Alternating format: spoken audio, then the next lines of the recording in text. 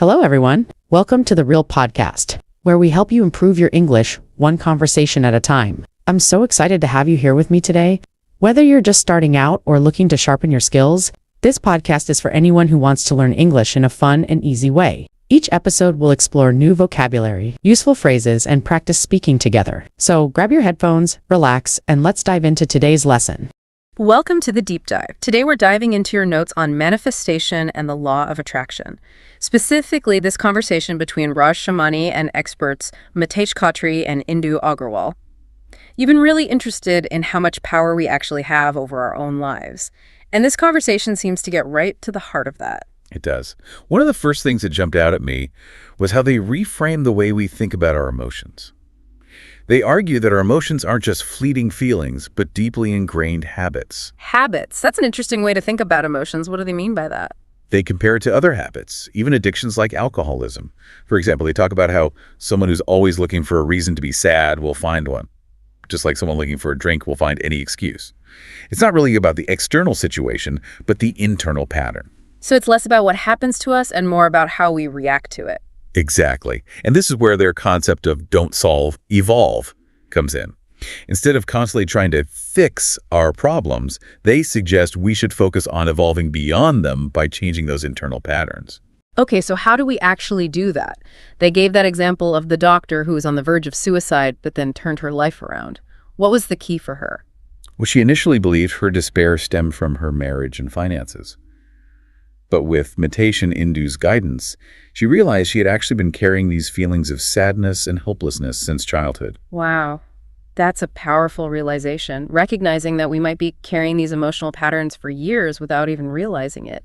But if these patterns are so ingrained, how do we even begin to change them? Mitesh and Indu argue that while we may not have consciously chosen these patterns, we have the power to choose differently now. It starts with awareness, then making a conscious effort to shift those ingrained patterns and beliefs. So if someone constantly finds themselves in unhealthy relationships, for instance, they can learn to attract healthy ones. That's the idea. But it's not as simple as wishing for a different reality. Mitesh and Indu say it's about aligning our feelings, thoughts, beliefs, and actions with the frequency of our goals.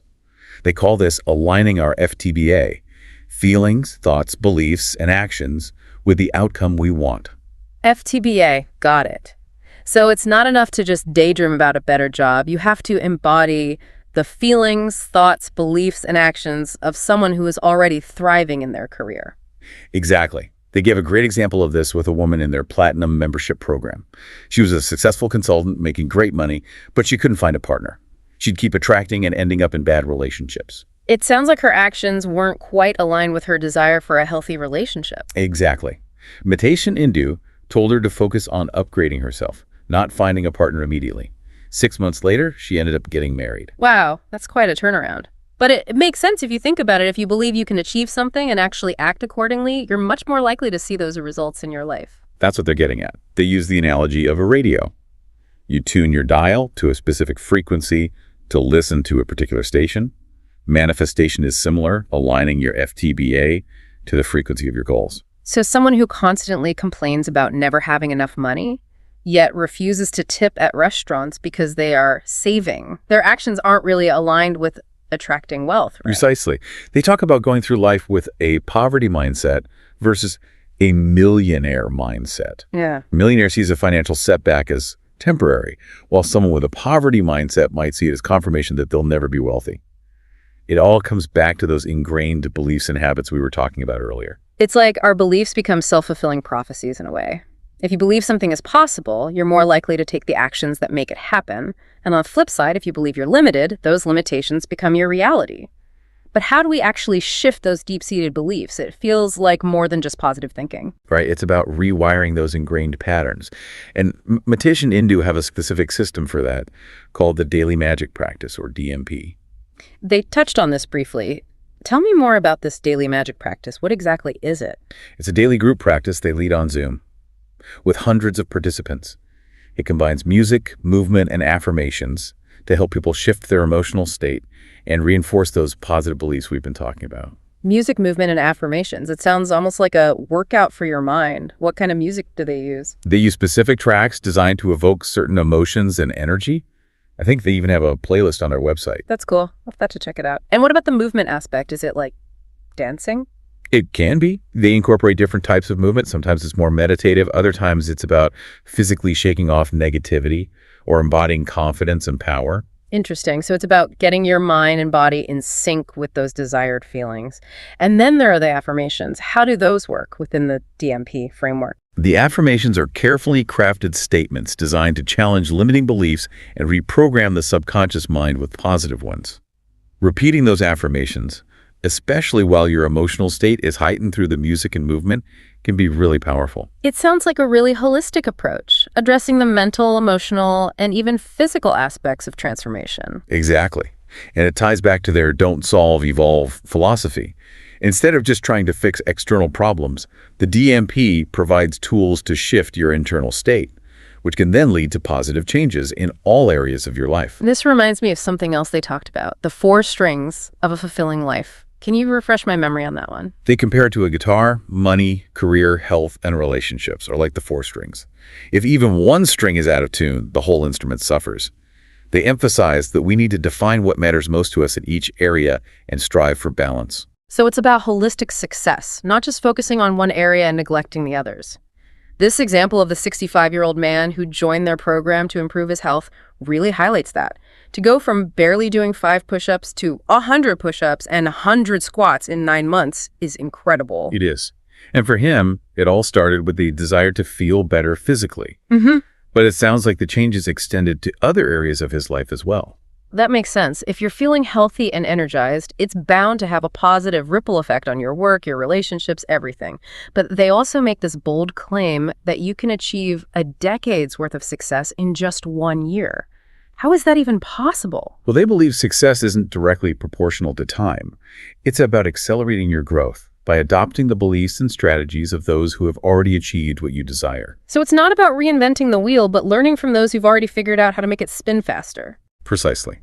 They point to examples like Elon Musk, who achieved in a few short years what took other companies decades. He challenged conventional wisdom and believed in achieving what others thought was impossible. That's incredibly inspiring, but it also begs the question, what about external factors we can't control?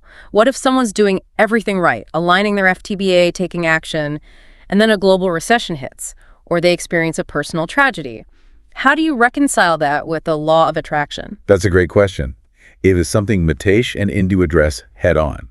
They acknowledge that while we have a lot of influence over our lives, there are always external factors at play. So how do they explain the situations where it seems like external circumstances completely derail everything? They estimate that about 20% of life is predetermined.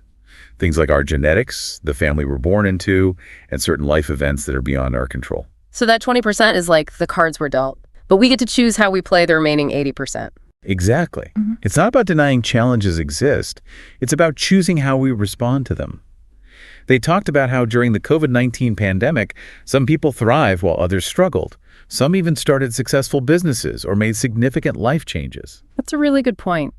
It's a reminder that even in the midst of chaos and uncertainty, we still have the power to choose our perspective and our response. And that's where the don't solve, evolve mindset comes in handy. If we can train ourselves to approach challenges as opportunities for growth rather than threats to our well-being, we're much more likely to navigate those situations successfully. This has been such an eye-opening conversation. It really makes you think about the power of our thoughts and beliefs and how much control we actually have over our experiences. I think that's a powerful takeaway from this deep dive. While external circumstances will always play a role, how we choose to react and the inner world we cultivate ultimately determine the course of our lives. It's not just about wishing for a different life. It's about becoming the person who naturally attracts the life we desire. So much of what they talked about seems to come down to self-awareness and taking responsibility for our own growth and well-being. Absolutely. And they offer very specific tools to help with that, like the daily magic practice. Right, that daily practice of aligning our feelings, thoughts, beliefs, and actions, our FTBA, with our goals. It's like anything else we want to get good at. Yeah. It takes consistent effort and dedication. It makes you wonder, what if the key to unlocking our full potential lies not in wishing for a different life, but in becoming the person who naturally attracts the life we desire? That's certainly something to ponder. It definitely is. Thanks for diving into these ideas with me today. And for our listeners, if you're ready to explore these concepts further, Mitesh and Indu have a website and offer a variety of resources, including information about their Platinum membership program. And don't forget that playlist of music they use in the daily magic practice. Oh, right. We'll be sure to link to that in the show notes. Until next time, keep exploring, keep learning, and keep diving deep into the ideas that fascinate you.